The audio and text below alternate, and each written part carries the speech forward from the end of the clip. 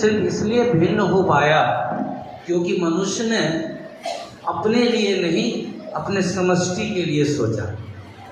जब हम अपने लिए जीते हैं तो हम में और अन्य जानवरों में कोई अंतर नहीं होता है, लेकिन जब हम समाज के लिए जीने लगते हैं तभी हम वास्तविक रूप से इंसान कहलाने के हकदार हैं। और आज यहाँ आकर मुझे कुछ इस बात की हुई, क्योंकि एनजीओ मेरा भी है और समाज सेवा में वर्षों से मैंने भी योगदान दिया है, लेकिन इस तरह का योगदान जो ऑर्गेनाइज्ड वे में दिया जा रहा है, क्योंकि आप अकेले चाहे कितना भी कुछ कर लें, बहुत शोर नहीं मचाया जा सकता है, लेकिन जब आवाज से आवाज मिल जाए तो वह हुंकार बन जाता है, जो आप लोगों ने बनाया है। अकेले हमारे फाउंडर महोदय शायद यहाँ तक नहीं पहुँच पाते यदि उन्होंने आप तमाम साथियों का साथ, स्नेह और सहयोग नहीं पाया होता। आप लोग मजबूत पिलर हैं जो इस ट्रस्ट को ऊंचाई तक ले जाने हेतु अहर्निश प्रयासरत हैं। देखिए, आज लोगों के मन में, देखिए दुनिया में दो तरह के आदमी होते हैं, एक होता है मास पीपल और एक होता है क्लास पीपल। मास पीपल की सोच होती है कि एक नौकरी हो, एक छोटा सा घर हो, एक बीवी हो, 2 बच्चे हो, एक छोटा सा गाड़ी हो जाए तो बेहतर है।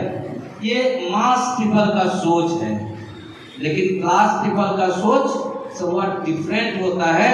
उनका सोच कबीर के उस लाइन पर डिपेंड करता है कि कबीरा जब पैदा हुए जग हंसे हम रोए, ऐसी करनी कर चलो हम हंसे जग। आपने देखा होगा, अब आगे गौर करके देखिएगा, 1 लाख आदमी को यदि आप मरा हुआ देखेंगे तो 99,999 के आंख में देखिएगा आंसू का धारा निकला, और 1 लाख में 1 आदमी को आप देखेंगे जो मरने के बाद भी नहीं लगता है कि वो मरा है, मुस्कुरा रहा है। तो मनुष्य का जन्म इस पृथ्वी पर सिर्फ अपना पेट पालन के लिए नहीं होता है, सिर्फ अपना मकान, अपनी दुकान, अपने बच्चों के परवरिश के लिए नहीं होता है।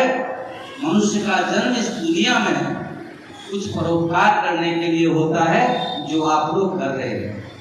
आप लोगों के द्वारा दिया जाने वाला राशि आपके लिए वो छोटा राशि हो सकता है, लेकिन जब वह समष्टि रूप में आता है, 100 आदमी यदि 1100 रुपया दे दे तो 1,10,000 हो जाता है, और उससे कोई काम हो सकता है। किसी गरीब की बेटी की शादी हो सकती है, पर्यावरण को बचाने के लिए 100-200 पेड़ लगाए जा सकते हैं। जो हमारे गरीब महिलाएं हैं उनको नेपकिन मिल सकता है, और सैनिटेशन से उसके स्वास्थ्य की रक्षा हो सकती है। इसलिए आप तमाम साथियों को मेरा सैल्यूट है, क्योंकि आप लोग मानवता के हित में एक महत्वपूर्ण काम कर रहे हैं। बहुत बहुत धन्यवाद।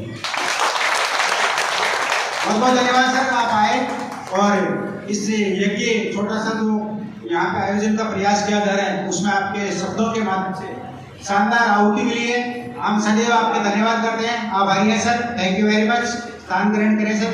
और थैंक यू सर।